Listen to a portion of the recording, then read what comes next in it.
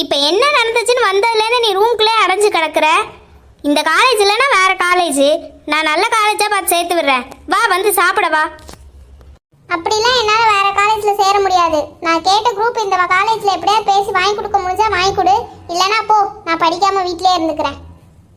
உங்கள் அப்பாட்டி அண்ணன்ட்டி நேற்று கெஞ்சி கூத்தாடி காலேஜ் கூட்டிகிட்டு போனேன். அவன் அந்த குரூப் மாற்றி தரமாட்டான்னா நான் என்ன பண்ண முடியும்? நீ படித்தா படி, இல்லைனா போய் ஏதாவது பண்ணு. எனக்கெல்லாம் இனிமேல் தெரியாது. அதானே, என் மேலே உங்களுக்குலாம் அவ்வளோதான் அக்கறை. ஒரு வழியாக ரூமை விட்டு வெளியே வந்துட்டியா? போய் அங்கே சோறு வச்சுருக்கேன், எடுத்து தின்னுட்டு அடுத்த வேலையை பாரு. இனிமேலாம் நான் அந்த காலேஜுக்கு போய் கெஞ்சுற மாதிரி கிடையாது. நாளைக்கு ஒரு தடவை திரும்ப போய் பேசி பார்க்கலாமா? ப்ளீஸ்மா, வாமா. தரமாட்டேன்னு சொல்கிறவங்ககிட்ட எப்படி திரும்ப திரும்ப போய் பேசுறது? அதெல்லாம் நாளைக்கு போனாலும் அவங்க ஒத்துக்க மாட்டாங்க. நம்ம வேணால் வேறு காலேஜில் சேர்ந்துக்கலாம்.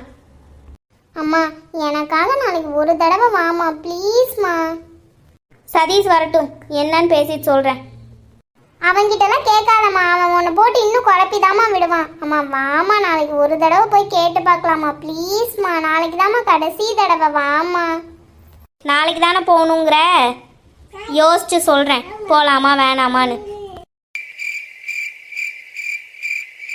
வதன வதன. சுமதி, உட்காரு வா. என்ன வதன, ஏதோ ஒரு முக்கியமான விஷயம் பேசணும்னு வர சொன்னீங்க. என்ன வர சொல்லிட்டு நீங்கள் என்னமோ யோசிச்சுட்டு இருக்கீங்க.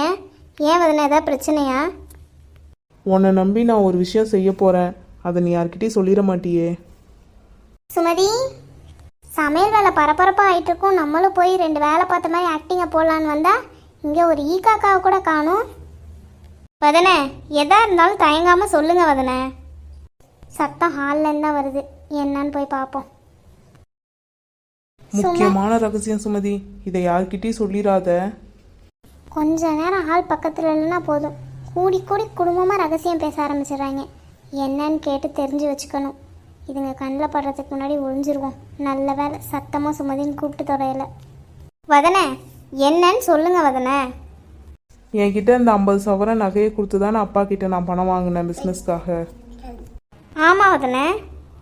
என்கிட்ட இருந்தது 50 பவுன் இல்லை சுமதி, 80 பவுனு. என்னது, 80 சவரனா? அப்போ மீதி 30 சவரன் எங்கே வதன? அது என்கிட்ட தான் இருக்கு. அந்த நகையை இந்த வீட்டில் யாருக்கும் தெரியாமல் கொஞ்ச நாளைக்கு நீ வச்சுக்கிறியா? நானா? இல்லை வதன, என்கிட்ட வேண்டாம். நீங்கள் அத்தைக்கிட்டே கொடுங்க, அவங்களே பத்திரமா வச்சுக்குவாங்க. கொடுக்குறத வாங்கி டக்குன்னு வச்சுக்குவாளா? பைத்தியக்காரி, வேணான்ட்டு இருக்கா. இல்லை சுமதி, என்கிட்ட 30 சவரன் இருக்குன்னு இந்த வீட்டில் யாருக்குமே தெரியக்கூடாது. வீட்டில் யாருக்காவது தெரிஞ்சால் எதுவும் பிரச்சனை ஆயிடாதே வதன. ஒரு பிரச்சனையும் ஆகாது சுமதி. அப்படியே ஆனாலும் அதை நான் பார்த்துக்கிறேன். நான் எடுத்துகிட்டு வந்து கொடுக்குற நகையை மட்டும் நீ பத்திரமா வச்சுக்குவியா? இல்லை வதனா, அது இந்த மாதிரி விஷயத்தெல்லாம் அஞ்சலி நம்மக்கிட்ட கேட்க மாட்டான். என்கிட்ட கேட்டால் கேட்டோன்னே வாங்கி வச்சிருப்பேன். யோசிக்காத சுமதி, நான் உன்னை நம்பி தான் இருக்கேன். சரி வதன, கொடுங்க, நான் வச்சுக்கிறேன். ஐயோ, 30 சவரன் எனக்கு இல்லை. போச்சு போச்சு, எல்லாம் சுமதி கையில் தான் போச்சு. இந்த அஞ்சலி இந்த நகையை திரும்பி கேட்கலன்னா அம்புட்டும் சுமதிக்கு தான். இதுக்கு மேலே இதுங்களை பேச விடக்கூடாது. என் வயிற்றுச்சல் எங்கேயோ போயிடும். நம்ம போய் இடையில பூந்துருவோம். சுமதி. வதன, பிரியாக்கா குரல் கேட்குது, நம்ம அப்புறமா பேசிக்கலாம். என்ன சுமதி, மணி ஆகிக்கிட்டே இருக்கு, சமையல் வேலை எதுவும் பார்க்காம இருக்க? சமையலெல்லாம் அப்பயே முடிச்சிட்டேன் பிரியாக்கா. அப்படியா? நான் என்னடா மணி இவ்வளோ ஆச்சே, சரி ஏதாவது உதவி பண்ணலான்னு வந்தேன். கிச்சனில் ஆளே இல்லையா? அத்தைக்கு தெரிஞ்சால் வேறு திட்டுவாங்கல்ல இவ்வளோ நேரம் ஆச்சேன்னு, அதான் உன்னை கூப்பிடான்னு வந்தேன். வேலை முடிஞ்சிச்சுன்னா சரி. சிக்கன் செய்யும்போது மட்டும்தான் இவள் இவ்வளோ லேட்டாக்குவா. இதே சாம்பார் ரசம்னா 12 மணிக்கே டொய்யின்னு வச்சிருவா. மச்சான், இப்போ உள்ள போயே ஆகணுமாடா? மரியாதையா வா சொல்லிட்டேன். அம்மா, அம்மா. அஜய், வா சாமி, உள்ள வா. அம்மா உள்ளதான் இருக்கேன். இதோ வரேம்மா. வாடா மச்சான், வாடா அண்ணா. விக்ரம் குரல் மாதிரி இருக்கு. 2 பேரும் சேர்ந்து தான் வந்திருக்கானுங்களா? அஜய், பாப்பா வந்து உட்காரு. வீட்டு பக்கமே வரதில்ல. இதோ வரேம்மா. வாடா சட்டுன்னு உன்னை அழைச்சிக்கிட்டே இருப்பாங்களா? என்னப்பா இது இப்படி அடிபட்டிருக்கு? எதுனாலும் வீட்டுக்கு சொல்லணும்லப்பா. என்னப்பா ஆச்சு? ஐயோ, என் பிள்ளை முகமெல்லாம் இப்படி ஆயிருக்கே. கீழே கீழே எதுவும் தெரியாமல் விழுந்துட்டானப்பா இல்லை வண்டி எதுவும் ஆக்சிடென்ட் ஆயிடுச்சாப்பா? என்னப்பா இது, இவன் இப்படி கவனமே இல்லாமல் இருந்தால் என்னப்பா பண்ணுறது? எனக்குமே தெரியலம்மா இவனுக்கு எப்படி இப்படி அடிபட்டுச்சுன்னு. நீங்கள் அழுகாதீங்கம்மா, எதா இருந்தாலும் பார்த்துக்கலாம், விடுங்க. சிக்கன் குழம்பை விட சிக்கன் பிரியாணி வாசம் தான் நல்லா கமகமன்னு வருது. அனு, எங்கேயோ போயிட்ட நீ.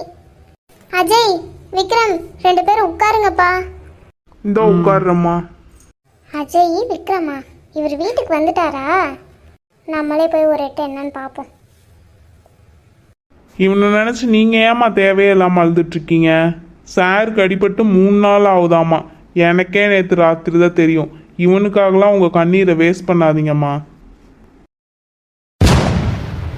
என்னங்க இப்படி அடிபட்டிருக்கு? நீ ஒன்றும் பயப்படாதானோ, சின்ன அடிதான், கட்டு தான் ஆஸ்பத்திரியில் இவ்வளோ பெருசாக போட்டு விட்டாங்க. கட்டின புருஷன் இப்படி அடிபட்டு வந்திருக்கான். அவனை பார்த்து உன் கண்ணில் ஒரு சொட்டு தண்ணியாவது வருது அடி. இதில் நல்லவன் மாதிரி நலம் விசாரிக்கிற.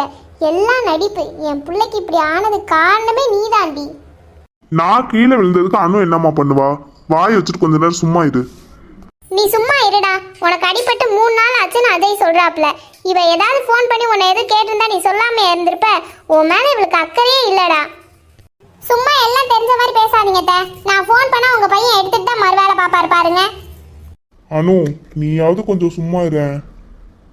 நான் சும்மா தான் இருக்கணும்னு நினைக்கிறேன். உங்க அம்மா தான் தேவையில்லாம பேசுறாங்க.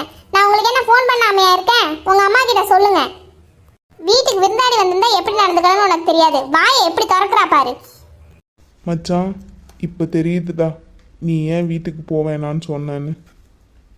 தயவு செஞ்சு மச்சான், கல்யாணம் மட்டும் பண்ணிக்காது. எந்த ஜென்மத்திலையும் அது நடக்காது. அவ கிடக்குறாப்பா. உனக்கு டீ வேணுமா, காஃபி வேணுமா? இல்ல அம்மா ஜூஸ் போட்டு எடுத்துட்டு வா. என்ன வேணும்னு சொல்லு. டீ காஃபிலாம் கிடக்கட்டும்னே. இன்னைக்கு லஞ்ச் நம்ம வீட்டில் தான் சாப்பிட்றீங்க. புதுசாக கம்பெனி தொடங்கியிருக்கறனால வீட்டு பக்கமே அடிக்கடி போகிறது இல்லை. இவனை விட்டுட்டு போகலான்னு தாம்மா வந்தேன். அக்காட்ட வேற வீட்டுக்கு வந்து சாப்பிட்றேன்னு சொல்லியிருக்கேம்மா. கண்டிப்பாக இன்னொரு நாள் வந்து சாப்பிட்றேன், சரியாம்மா? கண்டிப்பா சாப்பிட வரணும். நீங்க மட்டும் இல்ல, அண்ணியும் அண்ணாவும் கூட்டிட்டு வரணும். அண்ணி அண்ணாவும் நல்லா இருக்காங்களாண்ணா? எல்லாரும் நல்லா இருக்காங்கம்மா. தங்கமான பொண்ணு, எங்க பார்த்தாலும் பேசும். ஒரு 10 நாளைக்கு முன்னாடி கூட நானும் பூமாரியும் பார்த்தோமே. ஆமாம்மா, அக்காவும் சொன்னாங்க. சரிம்மா, நான் அப்படியே கிளம்புறேன். சரிப்பா, ஒரு வாய் சாப்பிட்டுட்டு போயேன். இல்லைம்மா, இன்னொரு நாள் நான் கண்டிப்பாக வந்து சாப்பிட்றேன். இப்பயே மணி ஆயிடுச்சு. அப்படியே நான் கிளம்புறேம்மா.